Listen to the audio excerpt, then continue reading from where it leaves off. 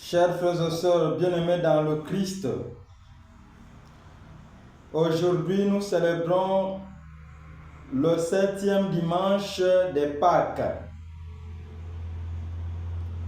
L'évangile que l'Église nous propose en ce 7e dimanche des Pâques, évangile de Jésus-Christ selon Saint Jean, au 17e chapitre, les 11 premiers versets connus sous le nom des prières sacerdotales de Jésus.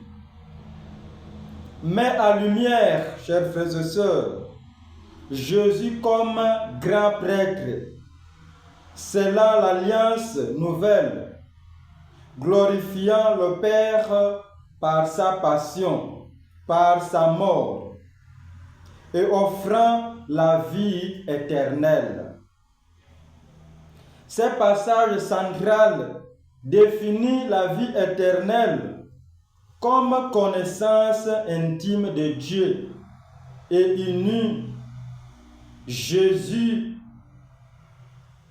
à ses disciples qui sont désormais séparés du monde pour être gardés dans l'unité par le nom du Père.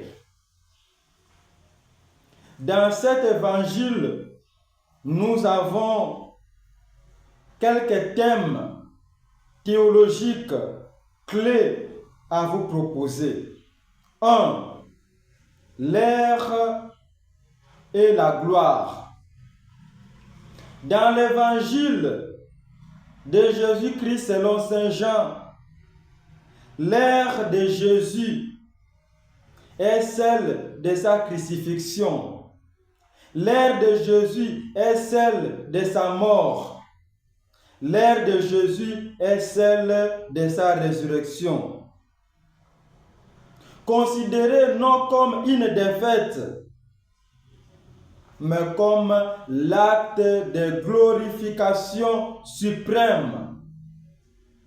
L'ère de Jésus n'est pas considérée comme une défaite. Sa crucifixion, sa mort n'est pas considérée comme une défaite, mais comme un acte de glorification où Jésus révèle pleinement l'amour du Père.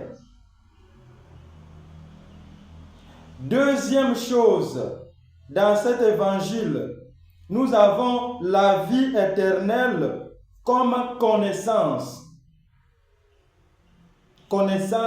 du Père. La vie éternelle n'est pas seulement l'immortalité, mais la révélation, mais la relation, j'allais dire, vivante et la connaissance du seul vrai Dieu et de Jésus-Christ qu'il a envoyé. Jean chapitre 17, verset 3. Troisième point, troisième chose, l'œuvre accomplie, l'œuvre accomplie. Troisième chose, œuvre accomplie. Jésus manifeste ici la gloire du Père en accomplissant sur terre la mission reçue, sa passion, sa mort, montrant une dépendance filiale totale envers les pères.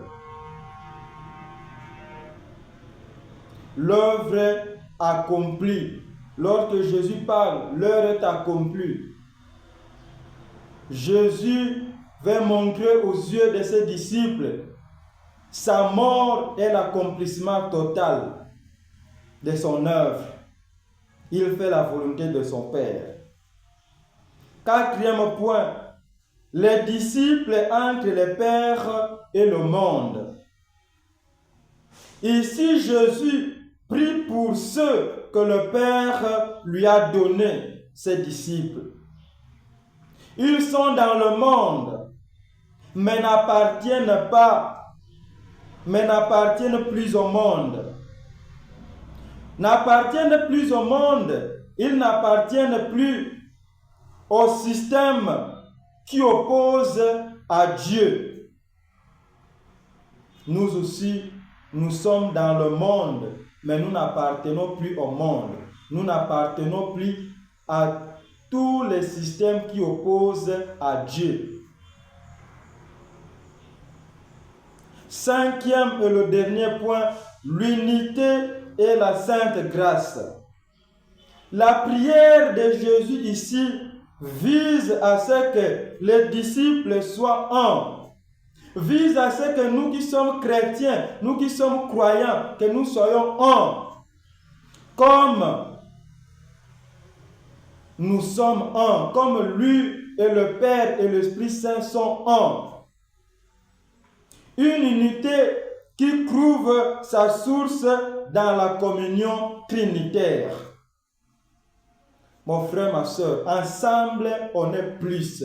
Ensemble on est fort. Soyons unis dans nos paroisses. Soyons unis dans notre pays. Soyons unis dans nos mouvements. Soyons unis dans nos familles. Nous serons forts lorsque les gens nous voient unis, ensemble, soudés, soutenus.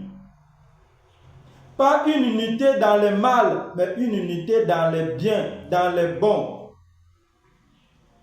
Le Père est invoqué comme saint pour garder les disciples dans son nom.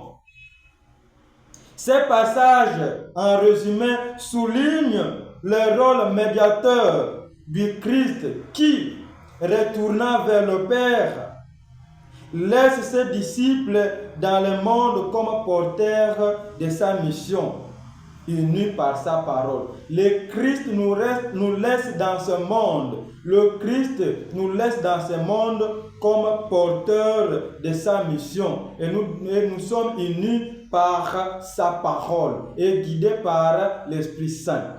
Que Dieu bénisse cette parole et bon dimanche à tous.